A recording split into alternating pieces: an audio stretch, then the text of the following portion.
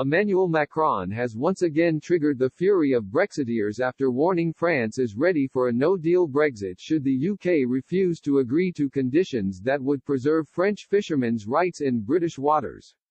The French president issued the latest warning as he arrived for the Crunch two-day European Council summit of EU leaders in Brussels, where it is hoped progress can be made over a post-Brexit trade deal.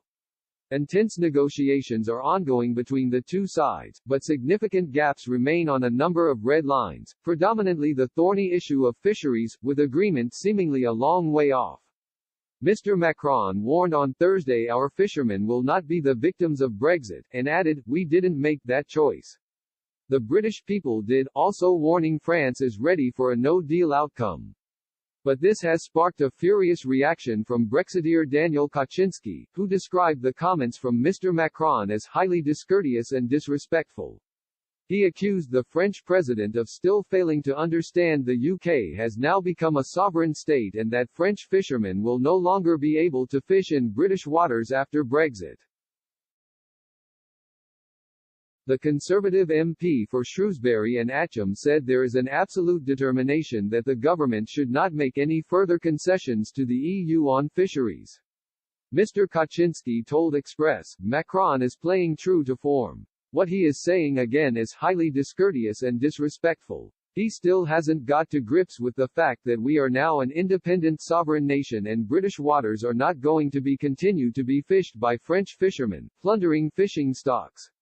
For example, off the coast of Cornwall, 80% of fishing goes to the EU and there is just a tiny fraction left for British fishermen.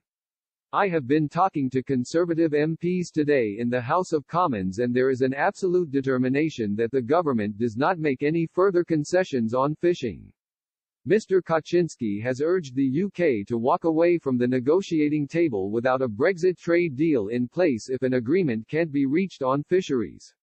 He continued, "The trade deficit for the EU is now approaching £90 billion a year, and they will have to pay 3 times as many tariffs to our exchequer as we will have to pay them. If the EU is not prepared to do a deal on this, then we need to walk away without a deal and revert to the Australian WTO model." Mr. Macron made his latest threat on fisheries as he arrived for the beginning of a crucial two-day European Council summit in Brussels.